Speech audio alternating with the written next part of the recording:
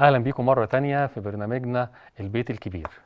الفقرة دي معانا دكتورة نهلة مسعد، أخصائية التغذية العلاجية والصحة النفسية. هنتكلم معاها عن مصطلح عجيب، أنا أول مرة أسمعه النهاردة بصراحة، وهو الجوع النفسي. الجوع النفسي يمكن يكون كلنا مصطلح جديد علينا، نفهمه أو نعرفه. آه، ناس كتير وناس واغلبنا بيحاول ان هو يعمل دايت ويدخل في محاولات كتيره للدايت، يكمل ويقف، يكمل ويبتدي ان هو يحس بالاجهاد والاكتئاب واليأس فيقف والدنيا تبوظ منه تاني.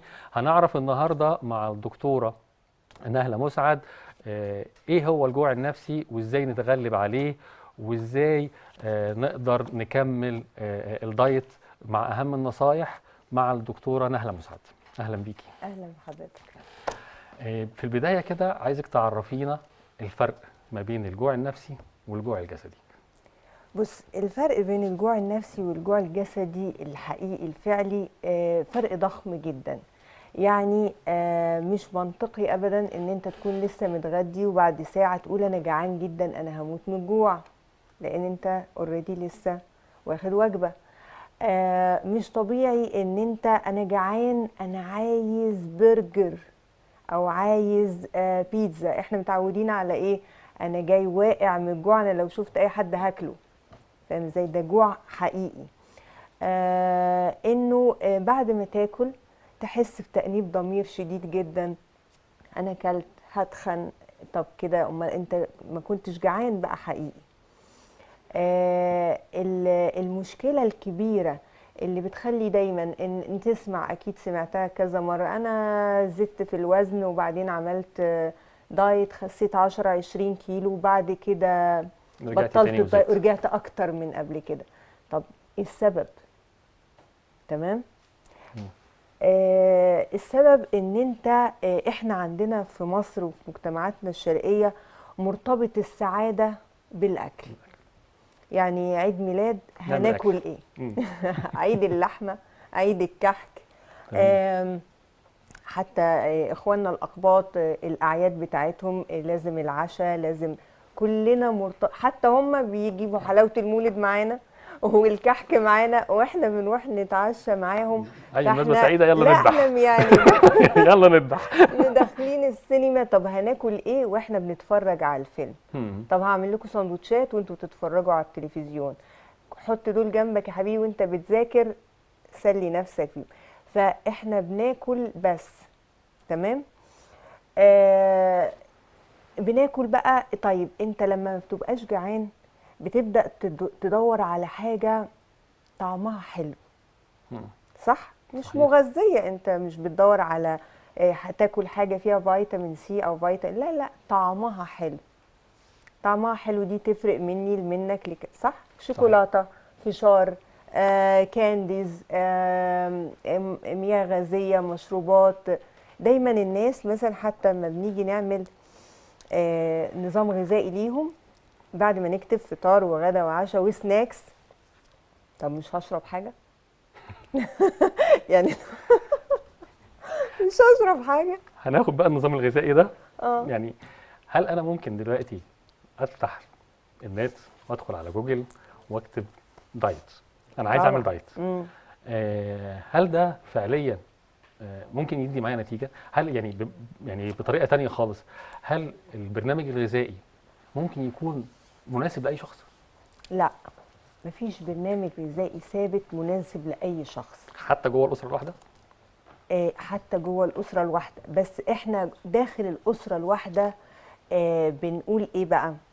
بنقول ان احنا ناكل هيلثي، يعني تمام. ناكل يعني انا لما مثلا بيجي لنا طفل صغير عنده 10 سنين او 12 سنة ووالدته تيجي تقول ان هو وزنه بيزيد بسهولة عن بقية اخواته. طيب ده اما نيجي نعمل له نظام غذائي نعمل له ايه؟ نقعد الطفل اللي هو عنده 12 سنة على السفرة نقول له لا انت ما تاكلش واحنا هناكل؟ نعمل مثلا فراخ بانيه واحنا كلنا هناكل، وده لا هنأكله فراخ مسلوقة؟ مهم. ولا البيت كله لازم يتجنب المقليات، ياكل بشكل صحي؟ تمام. ده فكرة ان انت بتاكل صحي ده، دي تبقى ان جنرال، مش واحد بس بيعمل دايت في البيت. ما ينفعش واحد بس، حتى ولو ام الاب. طب هو ده مم. يعني لو احنا قلنا ان الصحة العلاجية والتغذية وان احنا ناكل هيلسي، تمام. ده مش هيبقى مكلف للأسرة؟ هل احنا بنبقى عاملين حسابنا لما بيجي لك حد؟ انت اه. انت اخدتي مثال، احنا خلينا نتكلم عملي جدا يعني، انت مم. اخدتي مثال انا هيجي لي طفل، فانا الطفل هيبقى مظلوم فعلا لو البيت كله بياكل اكل وهو بياكل اكل مختلف.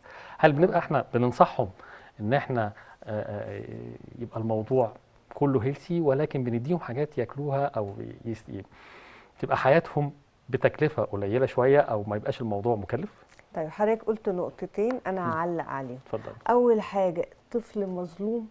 ما هو انت انا الطفل بيحس ان هو مظلوم في الاكل. شفت يعني بالظبط. لا انت شخصيا عندك فكرة انه لو كل هيلسي هيبقى انا مظلوم. بقول لك احساسه، هو ما هو بيتخان عشان او كده او او لازم نوصل له احساس بالظبط انه ان مش مظلوم، ان ده الاكل الصح الصح. كلنا بناكله. لكن احنا مش قادرين نعمل كنترول على نفسنا، انا كأم او بالظبط كده. كأب، وجايب طفل عايزه انت تبقى كويس، انت تبقى مؤدب، انا هبقى مش مؤدب، ما ينفعش. صح؟ صحيح. دي حاجة. فلازم الفكرة نفسها انت نفسك ما تبقاش حاسس انك بتظلم ابنك لما بتأكله صحي، لانك لو حاسس بكده يبقى في مشكلة بقى. فاهم تمام. الفكرة؟ تمام. النقطة التانية، مكلف يعني ايه مكلف؟ يعني ده بقول لك ناكل ما مشوي وناكل مسلوق، فين طب التكلفة؟ ادينا مثال، يعني ادينا مثال اقول لك المثال. لو هناخد يوم. بدل ما في بيوتنا المصرية دايما كل اسبوع بنجيب كيلو و2 كيلو بسبوسة من بره، طيب اللي هي تمنها تقريبا 180 جنيه 120 جنيه. طب هو كيلو الفاكهة بكام؟ اغلى حاجة يعني ولا حاجة على فكرة، بس انت بتاكل صحي. فاهم ازاي؟ مش كل الاكتيفيتيز تبقى اكل، مش كل القعده الحلوه تبقى على الاكل. يعني ممكن ننزل كأسرة نتمشى في الشارع، ما احنا عملنا رياضه اهو، وبنشرب ميه وبنضحك وبنتكلم وبنتواصل، مش كل التواصل اكل. فهو لا، النظام الغذائي مش مكلف، بالعكس ده موفر جدا. كل أسرة أكيد عندها ستاندرد كده، إن كل أسبوع بنروح مطعم بندفع مبلغ وقدره عشان نحس إن إحنا بنتفسح.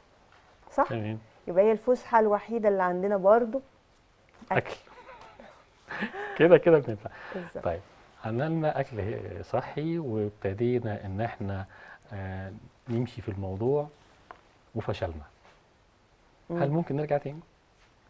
او ايه اسباب الفشل دي؟ يعني بالظبط. إيه اللي يخليني نفسيا افشل في ان انا أقول اكمل؟ لك إن إحنا نفسيا نفشل لو إحنا ما حطيناش إيدينا على المشكلة. تمام. يعني هي المشكلة ان انا وزني 120 كيلو مثلا، ولا المشكلة ان انا هعرض نفسي لامراض قلب وسكر وشيخوخة مبكرة والتهابات مفاصل؟ صح؟ تمام. يبقى لازم احط ايدي على المشكلة واديها حجمها. مم. انه اعترف ان انا باكل اكتر من احتياجاتي، مش ان انا عندي هرمونات مم. بتخليني بعد ما اعمل الاوردر اللي قد كده اتخن وانا مش عارف انا تخنت ليه. تمام؟ تمام. انه يكون عندي حاجات تانية بحبها في حياتي غير الاكل، قراية، رسم، رياضة، انزل اتمشى، نقعد نتكلم، نعمل حاجة تانية غير الاكل. تمام. تمام. خلي بالك دلوقتي انه الحياة بقت ستريسفول جدا. صحيح. يعني من اول ما انت بتصحى انت غالبا بتبقى نايم وشايل هم بكره هيحصل وهيحصل، صح كده؟ صحيح. صحيح. تصحى تلاقي بكره جه واللي هيحصل واللي ده هيحصل موجود. بيتكرر تمام. تاني. وتنزل تلاقي مواصلات وطرق صعبة وي وي صحيح. وي وي وي وستريس في الشغل ومدير رخم وزميل طب ما هو أرخم. الاجهاد فاهم العصبي ده ازاي؟ ما هو فانت لما بتروح البيت نفسك بقى يعني اكل، تعمل حاجة حلوة فاكل. تاكل، نعوضها فانت بالاكل. مش بتلاقي حاجة حلوة تعملها غير الأكل. صحيح. تمام. أنا مش ضد ده بقى، أنا ضد فكرة إن أنت هتاخد كل حاجة حلوة من الأكل من دماغك. مم. انت ممكن تقعد وتستهدى بالله كده وتاخد شاور كويس وتفكر ايه ده انا وصلت بيتي هقعد بقى مع اسرتي او هكلم صحابي اللي انا ما كلمتهمش، وتاكلوا بس بكميات صغيره. ده بقى دور الام، لان قلت لك هو مجتمع ناكل ناكل، فهي بقى عايزه ترحب بالزوج 3 اللي جاي وجبات اخر اليوم ده ثابتين بقى. ولا وجبات متقطعه؟ لا ايه طول الاحسن؟ اليوم. غلط جدا اللي انا بشوفه انه انا بصحى بجري وانزل واجي، مش هاكل بره وكذا وكذا وكذا، واجي في الاخر الساعه 11 بعد ما يومي كله خلص اكل وجبه كبيره. كده انا بزود الاسترس اللي عليا اثناء اليوم. انا لو باكل على بعد 3 4 ساعات مصادر متعدده من التغذيه، لما اروح بالليل مش هبقى جعان قوي كده. تمام. تمام. احنا دلوقتي اشتغل واكل طول اليوم، بس انا عندي نهم جامد جدا باكل الشوكولاته بالسكريات. ليه؟ عارف ليه بيجي لنا النهم ده؟ لان الشوكولاته الكاكاو يعني في تريبتوفانز اللي هي بتتحول للسيروتونين، هرمون السعاده، او هو مش هرمون، هو كيميكال ترانسميتر يعني ناقل عصبي. تمام. تمام. مش دي القضيه. المهم ان السيروتونين ده بيحسسك انك الله مبسوط. تمام. ما عندناش احنا ثقافه الله مبسوط الحمد لله، لا الله مبسوط عايزه انبسط عايزه كمان. تاني. عايزه ازود. تمام. فاهم صحيح. ازاي؟ المشكله بقى انه بتحصل اثار عكسيه زي اللي بيحصل في الادمان. تمام. هو ايه الشخص المدمن؟ الشخص المدمن خد كيميكالز من بره جسمه اديته الاحساس بالسعاده، فمجرد انه الاحساس ده بتروح انت تلجأ لنفس المصدر السهل ده تاني. تمام. تمام. فتبقى اسير ارتباطك ده. نفس الحكايه في الشوكولاته. في حاجه ممكن تعوض بيها الموضوع ده، ان احنا ما نبقاش. الرياضه. طبعا احنا، بس انا بحب اقول ان الرياضه دي مش بس ان انا جيم وانزل واشيل حديد. لا، الرياضه دي ممكن ان شويه ايروبكس في البيت، تنطيط، ممكن رقص، ممكن اكتيفيتيز. ان دلوقتي البيوت بقت عامله ازاي؟ ليه السمنه دلوقتي بقت اكتر من قبل كده؟ صحيح. زمان يعني في اعمارنا كان ممكن تروح المدرسه مشي. دلوقتي انت من غير يعني الباص ما ينفعش. لا، ده حضرتك الريموت صحيح. لو مش قدامك مش هتقلب التلفزيون. لا صحيح. صح كده؟ صحيح. ولادنا كلهم قاعدين على السرير بالموبايلز، فما فيش حركة أصلا. الحركة بتزود السيروتونين جدا في الجسم وبشكل طبيعي. لكن انت ما بتستسهل تجيب دايما الحاجات الأسهل، ألو ديليفري، ويجي أكل طعمه حلو ومضمون وريحنا، ماما ما طبختش بقى، واللي رايح والجاي يقول لها ايه الأكل الوحش ده، لا ما بحبوش كده، فبتبطل وجع دماغ وتشتري الأكل. الفاست فود بمناسبه الدليفري،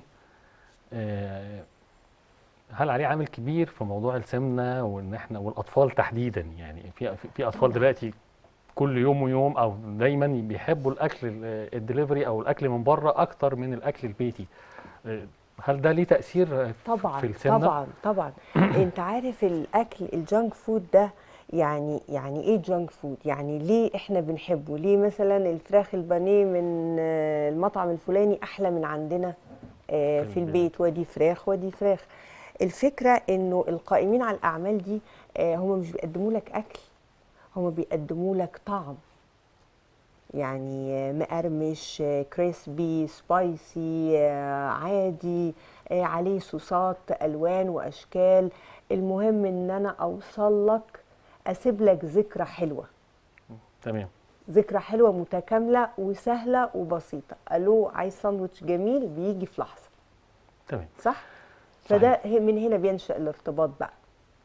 طيب في الاخر بقى، ايه النصيحه بافضل نظام غذائي للاسره ممكن نقدمها او ممكن نفيد بيها الناس ببساطه؟ اول حاجه ان احنا نفكر في صحتنا الاول. احنا بناكل عشان نعيش، مش بنعيش عشان ناكل.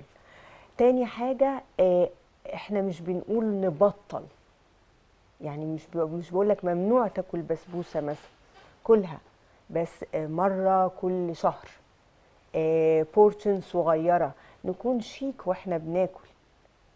يعني ما نقعدش بقى نقدر نسيطر. انت عارف انه جزء من التغذيه، يعني زي ما بيقولوا ايه، لايف ستايلينج ولايف كوتشنج والكلام الجديد بتاعنا، هي تربيه.